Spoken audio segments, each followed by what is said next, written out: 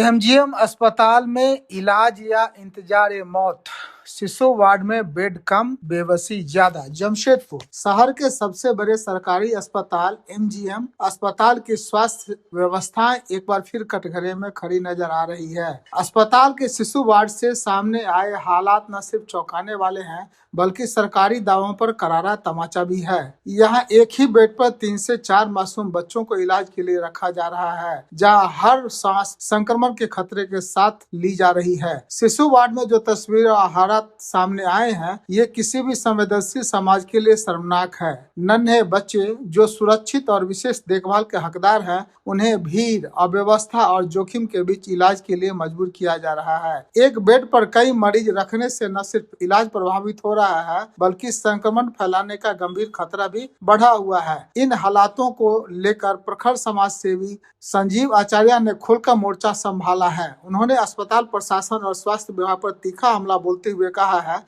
यह स्थिति अमानवीय है। मासूम बच्चों को इस तरह रखना न केवल स्वास्थ्य मानकों का उल्लंघन है बल्कि सरकारी स्वास्थ्य व्यवस्था की असलियत भी उजागर करता है। संजीव आचार्य ने बताया कि एमजीएम अस्पताल केवल जमशेदपुर ही नहीं बल्कि सरायकेला, खरसावां और पश्चिमी सिंहभूम जैसे जिलों के लिए भी प्रमुख रेफरल सेंटर है। इसके बावजूद शिशु वार्ड में पर्याप्त बेड नहीं, संसाधनों की भारी कमी, डॉक्टर और नर्सिंग स्टाफ पर अत्यधिक दबाव जैसे हालात बने हुए हैं।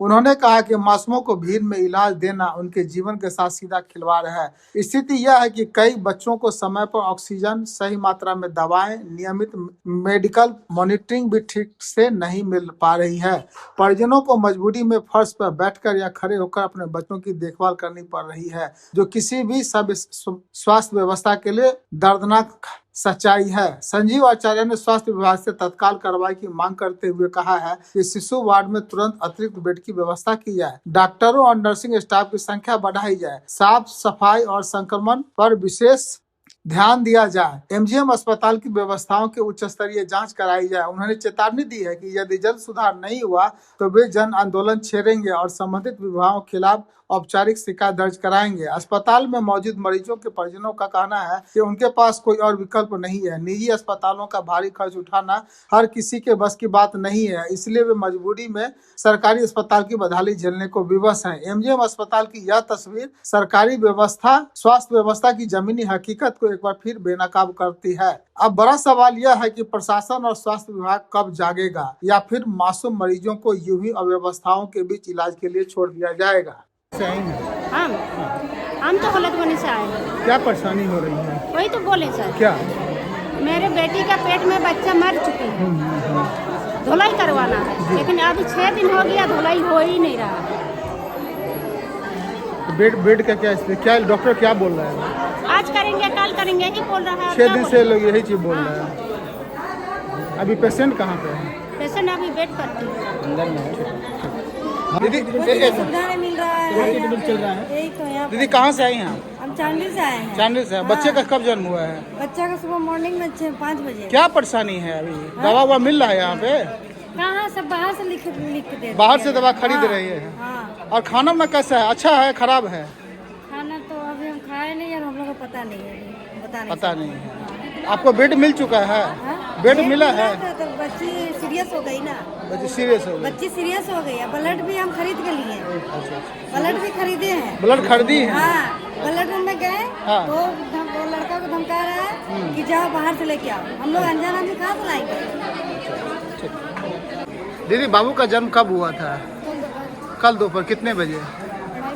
क्या दिक्कत है? क्या परेशानी? आप यहाँ पे बरामदे में बैठे, क्या दिक्कत है? बेड नहीं मिल रहा है। एक बेड में कितने लोग हैं? एक बेड में 2 एक बेड में 2 आदमी। एक सीजन वाला ही। यहाँ के डॉक्टर या नर्स का क्या आपको सपोर्ट मिलता है या नहीं मिलता है? कुछ भी नहीं मिलता। खाना पीना कैसा है यहाँ पे? हाँ? अच्छा खाना है या खराब खाना है? नहीं, अच्छा खाना। क्या नाम हुआ आपका? कहाँ से आई हैं? दीदी क्या परेशानी है? बच्चे का जन्म कब हुआ है? क्या समस्या है जो आप यहाँ पे बरामदे पे बैठी हुई है? बेड अवेलेबल नहीं है। एक बेड में 3 लोग पेशेंट को दिया जा रहा और इतना गंदगी है कि वहाँ हम लोग कुछ ना बच्चे को ना बच्चे के माँ को छोड़ सकते हैं। आप कहाँ से आई हैं दीदी? हम तो मेरा घर तो चाईबासा से है, इसकी बुआ है हम। जी जी। ये लोग तो सब यहाँ सबको सही यहाँ पे मतलब कोई सुविधा आप लोग को नहीं मिल पा रहा है? कोई सुविधा भी नहीं। और यहाँ की जो नर्स और जो भी वहाँ आई वगैरह और इतना बदतमीजी से बात करती है, जैसे लगता है कि हम लोग को मतलब यहाँ आना बहुत बेकार है। ये सुविधा हम लोग के लिए दिया गया आम आदमी के लिए, लेकिन बिल्कुल भी सही नहीं है। यहाँ मतलब व्यवहार भी सही ढंग से नहीं किया जाता है। व्यवहार ऐसे किया जाता है कि मतलब जैसे बहुत बड़ा यहाँ अनर्थ कर दिए आकर। क्या नाम हुआ आपका दीदी? मेरा नाम चंदा प्रसाद है और युवा है। ठीक। कहाँ से आई हैं आप?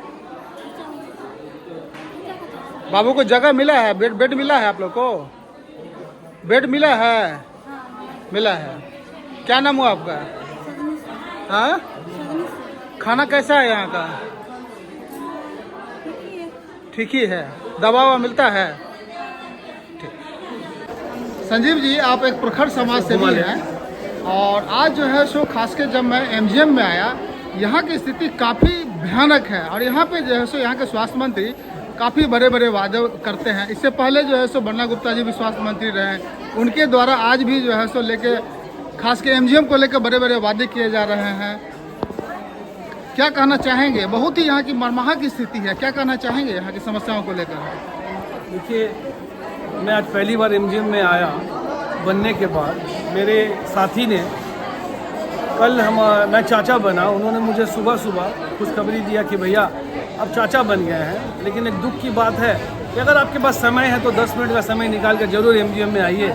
और जो मरमहाक हृदय विदारक स्थिति है आप उसको देखिए। कल रात से मैं एमजीएम में हूँ और जो बच्चे जन्म ले रहे हैं उनको बेड नहीं, एक बेड में 3-3 बच्चे हैं। जन्म लेने के बाद 1 घंटा 2 घंटा बाद बच्चे फर्श में गमछा बिछाकर यहाँ पे सुलाया जा रहा है। उनके देखिए अब क्या परिस्थिति है। रात भर कड़ाके के ठंड में यहाँ के मंत्री विधायक जो इनके वोट से एसी में रहते हैं, फ्लाइट में घूमते हैं जनता का वोट से, और यही जनताओं का गरीब गुरबा हुआ बद से बदतर हाल है।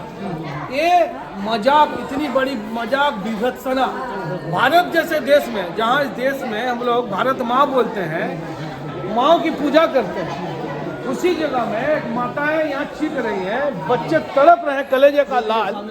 यहाँ कोई देखने वाला नहीं है, कोई सुनने वाला नहीं है। ऐसे पूरा परिस्थिति इस जगह में है। मैया योजना के नाम में माननीय मुख्यमंत्री जी इन माओं का अपमान करना बंद करे।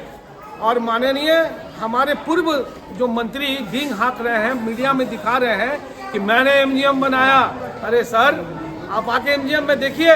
और आपकी जो माननीय हमारे मेयर के प्रत्याशी आपने जो घोषणा किया है, हमारी बहन, आप भी एक माता है, बहन है, इन बहनों का दर्द अब देखिए क्या परिस्थिति है। खाली पेपर मीडिया में बोलने से नहीं होता है, धरातल में क्या स्थिति है देखिए। और मानगो की जनता तय करेगा कि किस तरह से क्या परिस्थिति है आने वाले दिन में। ये गरीब गुरबा जनता के साथ जो मजाक हो रहा है, इस गरीब गुरबा का जब दुआ और बद्दुआ दोनों काम आता है, इनकी बद्दुआ मत लीजिए। कम से कम अपना हृदय को बड़ा करिए और एमजीएम को सुधारने का प्रयत्न करिए, नहीं तो गरीबों के साथ मजाक मत करिए। इस हॉस्पिटल को बंद करिए। झारखंड के स्वास्थ्य मंत्री इरफान अंसारी भी बड़े बड़े जैसे वादे करते हैं, बड़ी बड़ी बातें करते हैं आम जनता के हित में। वो झारखंड मुक्ति मोर्चा की सरकार बोलती है, कांग्रेस बोलती है कि यह जैसो गरीबों की सरकार है। क्या यही गरीबी है? क्या कहना चाहेंगे इसको लेकर? इरफान अंसारी जी बॉलीवुड के स्टार है, वो गलती से बन गए हैं, वो आला लगाकर घूमते रहते हैं, अपने आप को विद्वान डॉक्टर समझते हैं। ये देखिए क्या परिस्थिति है। माननीय स्वास्थ्य मंत्री जी, आप कथनी में नहीं करनी में विश्वास करिए। गरीब गुरबाओं का साथ मजाक करना बंद करिए, क्योंकि जो मंत्रालय आपको गलती से मिला है, ये मंत्रालय ज़्यादा दिन तक आपके पास नहीं रहेगा। क्योंकि इन माओं का जो बद्दुआ लगेगी आपको, इस बद्दुआ का पूरा की पूरा जवाबदेही यहाँ के जिला प्रशासन, यहाँ की सरकार की होगी। आने वाले दिन में अगर एमजीएम नहीं सुधरता है तो हम लोग बृहद जन आंदोलन के लिए तैयार रहिए, जिसकी पूरी जवाबदेही यहाँ के प्रशासन की होगी।